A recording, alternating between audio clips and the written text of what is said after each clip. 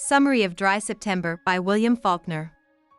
On a hot, dry night in September, a group of men in Jefferson, Mississippi, meet in a barbershop to talk about a rumor that a black man named Will Mays attacked a single white woman named Minnie Cooper. Henry Hawkshaw, the barber, tries to convince the other men that Mays is innocent, but they are angry and say that if a white woman is telling the truth, she must be lying. John McClendon, a war hero, walks into the shop with a gun sticking out of his pocket. He wants to find Mays with a group of men. Hawkshaw chooses to follow the men as they leave with McClendon to try to stop them from hurting Mays. Minnie Cooper is almost 40 years old, and she lives with her old mother and aunt. She spends the mornings on her front porch, the afternoons with her friends window shopping, and the nights at the movies. She was a pretty young woman, but she never got married. She dated a bank worker who was recently widowed, but he broke up with her when he got a job in Memphis. Local rumors said that Minnie bought whiskey from the worker at the soda fountain and drank it every day. She had also accused another man of watching her get naked in the past. Hawkshaw finds the men looking for Will Mays and joins them. He still wants to keep the others from hurting anyone. When the men get to the ice plant where Mays works, they pull him out, handcuff and beat him, and then put him in the back seat of the car next to Hawkshaw. Mays tries to talk to the men, insisting that he is innocent, but they don't listen to him as they drive out of town to an empty area. Hawkshaw, who is sick, asks McClendon to stop the car and let him out, but he doesn't listen. He finally chooses to open the door and jump out of the car while it is moving.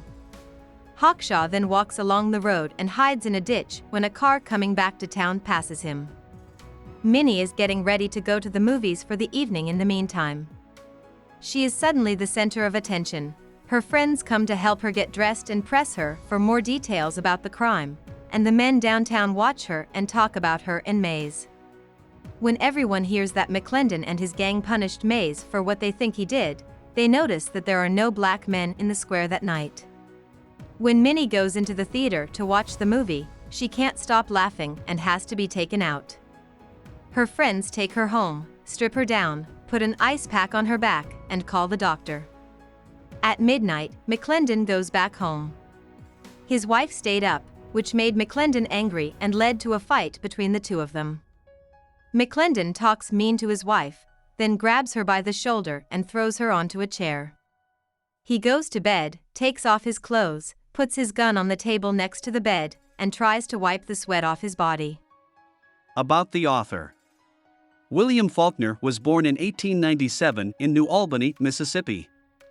He grew up in Oxford, which is not far away. Even though he was a smart kid who could read before he started school, Faulkner did not finish high school. He also did not finish college. He started at the University of Mississippi in 1919, but left in 1920. Faulkner started writing poetry and stories after learning about Mississippi's past and hearing stories from his family. His mother, grandma, and longtime African-American nanny had a big impact on him, and their lives gave him a lot to write about when he wrote about sexuality and race. By 1925, he had moved to New Orleans, Louisiana, where he wrote his first book, Soldier's Pay, and had it published. Faulkner married Estelle Oldham in 1929. They had been together when he was a young man at Oxford. He had enough money to buy them a house in Oxford. He called it Roanoke. During the 1920s, he released a number of novels and short stories, but it was hard for him to make a living as a writer. In 1932, he and Oldham moved to Culver City, California, where Faulkner had a successful career as a Hollywood screenwriter until the late 1950s. Faulkner won the Pulitzer Prize twice for his novels A Fable and The Reivers. He also won the Nobel Prize for Literature in 1949, but he didn't like the fame that came with it. He used some of his prize money to start the PN/Faulkner Award for Fiction, which is still a prestigious award for American writers today. William Faulkner had a heart attack and died at age 64 in 1962. He had written 13 books and many short stories. Hope we summarized it fully and you liked it. Please hit the like button and subscribe to our channel so that we are motivated to create more videos.